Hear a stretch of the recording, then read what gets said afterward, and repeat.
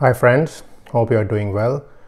Today I'm going to talk about how to escape a boring major, or this is a major which you do not like and you would like to essentially get into some different field.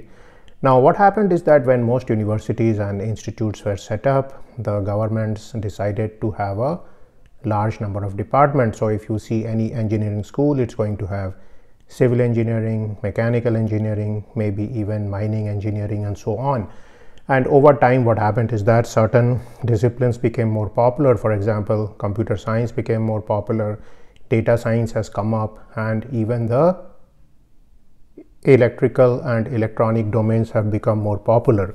So what has happened is that you have certain disciplines which are highly popular and certain disciplines which are not so popular, but the number of seats has remained more or less the same, and so people still have to study these majors if they get into a particular college. So very often they are attracted to the college brand name and they go to the college and they find that they have to take a major which they actually do not want to do. So I'm going to discuss here 7 points which are going to be useful to you to escape this major by way of a master's degree in graduate school. So let's begin. So the number one major here is the MS in data science. And this is a major which has gained a lot of popularity because, as you know, over the years data has become ubiquitous. So what has happened is that there is a lot of data being generated by sensors, it's being generated by people filling up a lot of information through the internet and so on. So this data has a lot of value.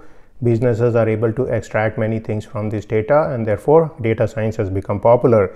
Now some of the subjects which are important in data science include data structure, statistics, machine learning, programming, mathematics, visualization, and also certain programming languages such as Python and R, and in some cases you have to learn packages such as NumPy, Pandas, scikit-learn, and so on.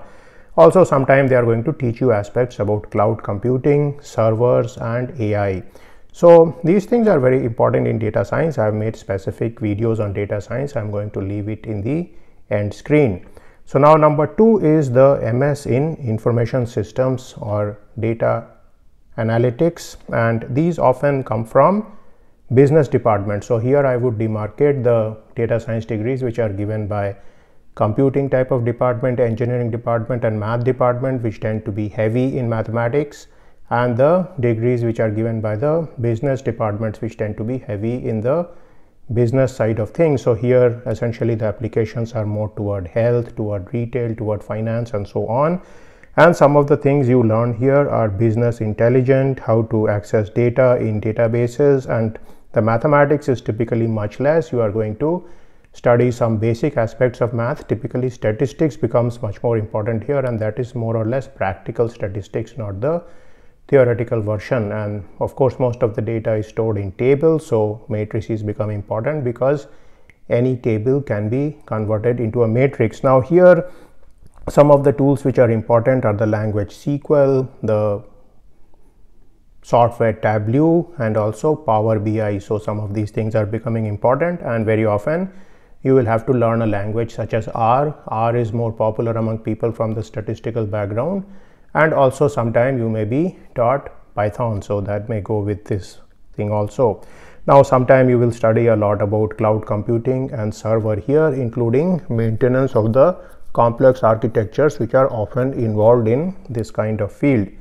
Now the third problem is the MS in applied statistics, and this has come up over the last few years. Many departments of statistics have realized that applied statistics is very closely related to data science, and in fact applied statistics is something which is not going to become obsolete anytime soon, because it teaches you a lot of practical skills which are important not only in the science and engineering domain but throughout the business world, even medical world, and so on, including in social sciences and humanities. So here some of the things they teach you are data management, how to look at data and extract information from data, how to do data cleaning, and also a large number of statistical theories which are important if you want to do proper sampling. So do remember that you really cannot sample the entire population. So one of the reasons statistics came up is because you want to have a small population size or a sample, and from that you want to get a lot of important information. So this sample has to be selected very properly if your estimates are going to be correct. Your estimates could be mean, could be variance, could be median, could be mode, or anything like that. Now very often the MS in applied stat is also tied to scientific computing, so you will have to learn some kind of programming language.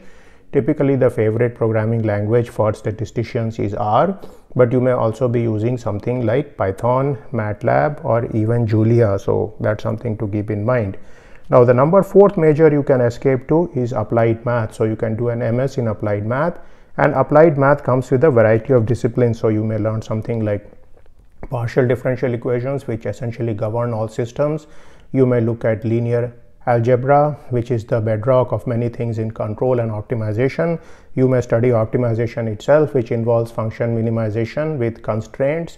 Optimization problems are very important and very large in scope, so they range from problems which have continuous design variables or problems which have discrete or integer design variables. So there are different type of methods here. There are methods based on calculus, there are methods based on heuristics, and there may even be methods based on biologically inspired design. So you may study any of these things.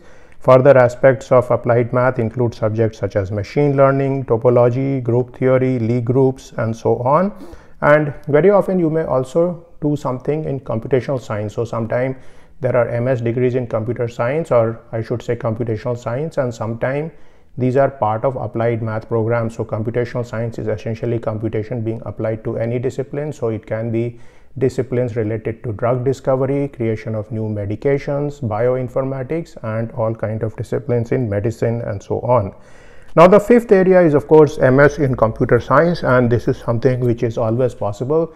Many people do not understand that you can be from different fields and you can still do an MS in computer science. You may need to take a few bridge courses such as data structures, algorithms, and so on, but many times from engineering fields people bring a lot of knowledge about math and numerical analysis, which can be very much used by computer science type of people. So for example, many engineers are versed in lot of optimization, lot of calculus type of math, which is very useful in machine learning. So if you want to study machine learning or deep learning, you can be from any background and you can go to a computer science department and study it. Because what happens that whether you are doing image processing, speech processing, or any such topic, at the end of the day the speech, the images are reduced to matrices, and these matrices are then manipulated using linear algebraic methods. So this is a place where you can use your engineering background very well.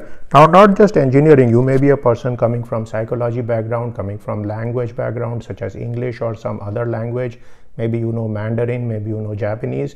All these are very useful for computer science departments because these people can use this linguistic knowledge to actually study different aspects of image processing and speech processing. So just because you are a person working in the social sciences or working in any arts discipline, do not rule out applying to computer science department. So I even know of people from philosophy who applied to computer science departments and ended up getting masters and PhD in computer science, where they were trying to look at aspects such as logic and so on. Now finally, the 6th point which I have here is the MS in industrial engineering, and this is also a discipline where you can get in from any engineering department, and here they often teach you subjects such as supply chain management, operations research, which is very similar to optimization. So here again they are looking at minimization of functions, and the functions are of specific types. They also take a lot of look at linear programming here. So many process control problems involve linear programming, and many a time the industrial engineers study that. Now supply chain management has become important because, as you know, the supply of various goods and services takes place throughout the world, and this needs to be optimized. So essentially the supply chain optimization itself becomes a very important problem, and they can use people from various disciplines here. Now supply chain management can also be studied in the MS in information systems, which I talked about previously. So that is often offered by the business department. Finally, the last point is that if you are really somebody who is fed up of engineering and the hard sciences and anything to do with too much theory and math and so on, you can always go for the MBA, and the MBA offers various possibilities. It offers you the possibilities of studying a quantitative type of discipline, such as something related to data analysis or operations research or finance.